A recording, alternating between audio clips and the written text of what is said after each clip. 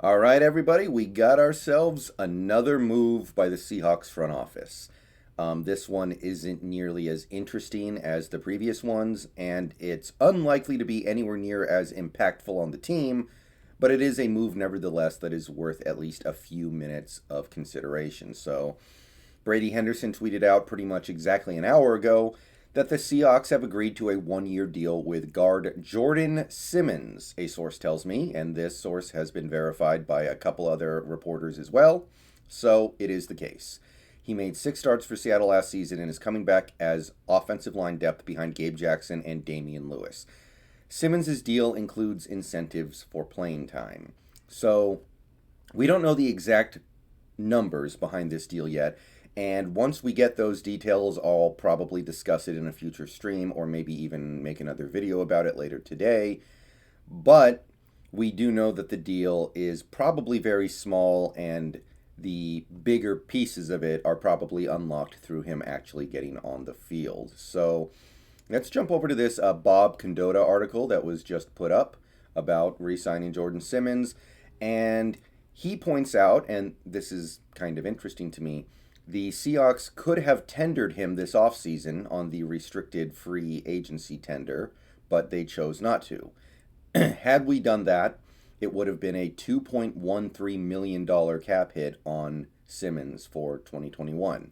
So, presumably, the cap hit or salary, or however you want to put it, for Jordan's for Jordan Simmons in 2021 is going to be less than this unless he plays a significant number of snaps.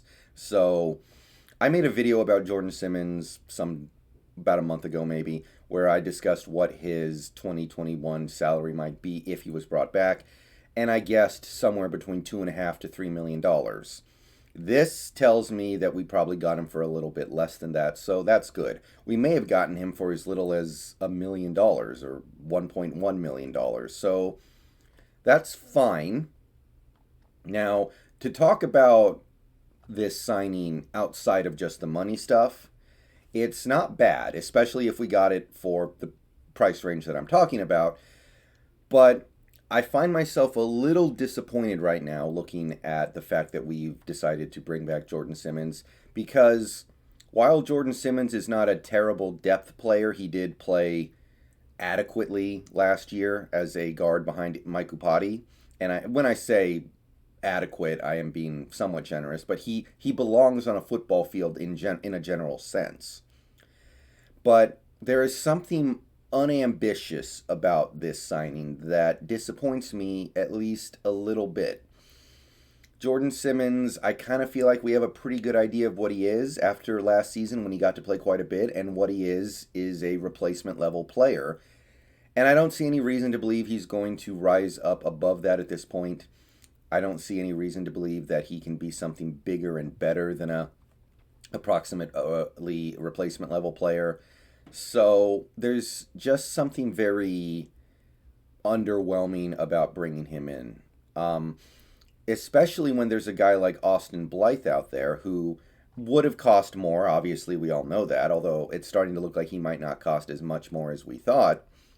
But not only can he be a center, he can play both guard positions. So somebody like an Austin Blythe could have come in and been great depth. He could have been depth for the entire interior line. He could have reasonably started at center. He could have reasonably backed up all 3 positions on the interior.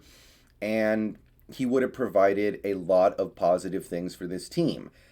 Instead, we get Jordan Simmons back, who is, like I just said, replacement level and seems to be limited to just playing guard. And again, maybe there's a little bit of upside to Jordan Simmons that's still left. Maybe he can get a little better. I don't know.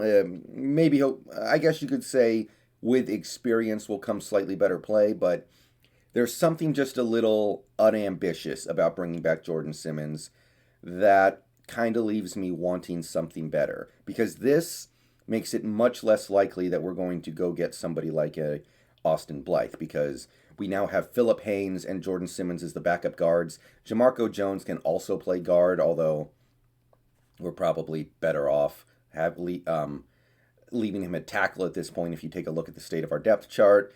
So we're probably pretty much done with our interior line outside of maybe drafting a new center in the draft in a month. So yeah, that those are my thoughts. It's not a bad signing, especially assuming a reasonable price, which I can only assume is the case. It has to at least be less than this amount, but just a little disappointed that we couldn't do better, especially when we know that players on the offensive line pretty much never play 16 game seasons. All right, I'm going to get out of here. Peace out. Go Hawks. Once again, Jordan Simmons back on a 1 year deal, and all you can do is shrug your shoulders and say it is what it is. All right, peace out. Go Hawks.